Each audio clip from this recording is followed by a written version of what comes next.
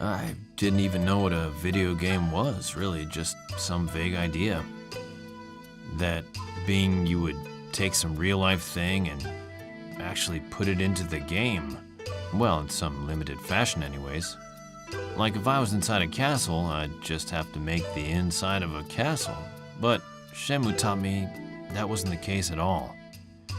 Shenmue was the first game I worked on, and using that experience, I've been able to give feedback on scene production for dramas I'm working on. Freedom is all you need. I was at a Seiyu department store and a bookstore at the time. There, Yusan says, "Hey, Yoshimoto-san, what do you think of this?" Then he wrote Shenmue and Spirit Tree. I still remember that vividly. The first time I heard that name, yeah, gave me chills. Thought it was a great title. A kid wants to get revenge for his old man and goes in search of his father's killer. That's the heart of it, and I felt strongly that the story should not stray from that point. There were a lot of other great ideas in there, but still I felt the main character needed to be unwavering in his convictions. Yet, when you actually play the game, all that other stuff is what makes Shenmue so interesting. Ryo feels he must avenge his father, but is at the capsule toy machines playing away. I think that's the humanity coming out. Those that really want to get into it, become the character, and go straight ahead can do that. But for every gamer, there's a different way to enjoy the game. That's the really interesting aspect to it. So when I sat down to play it, I was like that. If your old man has that kind of house, he has to be a person of some character and integrity. Having grown up under a father like that, you'd probably feel rather restricted. But, without a doubt, he'd probably be very fond of him. At his dying father's last words, well, in the game, he may not have reflected on it much there, but there would be a lot going on through his head about what his father did. That would get more and more imprinted on him. And as he goes out and meets all these different people, he would come to know where he came from.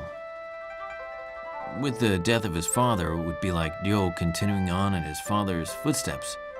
To make it sound cool, that is. His brain is always working. He's seeing and thinking much farther ahead of someone like me. When we are having a meeting, I often feel like that. I'm not the type to be adversarial with people. I want to make something that will make other people happy. There are probably millions of people playing games because of Yusan. If Yusan says, "Hey, this is pretty interesting," I think they'll be happy too. I don't know what gamers want, where their compass is pointed. If I make something and Yusan is happy with it, it must be good. If it isn't, it'll show on his face, and you'll know it's boring, and the players will think it's boring too. That's kind of how our relationship stands. When I first became involved with Shenmue, I'd just celebrated my 40th birthday. It was at the Sega offices with a few of us there. At that time, I didn't think I had changed at all, but I probably had changed. Now, 17 years, 15 years having passed until Shenmue 3, I've probably changed even more. I had no intention of that happening, but with each line I wrote, yeah, it changed me.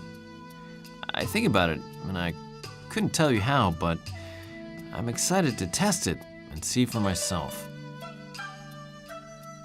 I'm ready to be part of it again. It's like meeting myself as I was 15 years ago. It should be a really nice opportunity. It's definitely not TV work. It's being asked to play the same person in a part you did before. Being able to do something you did 15 years earlier should be an invaluable experience.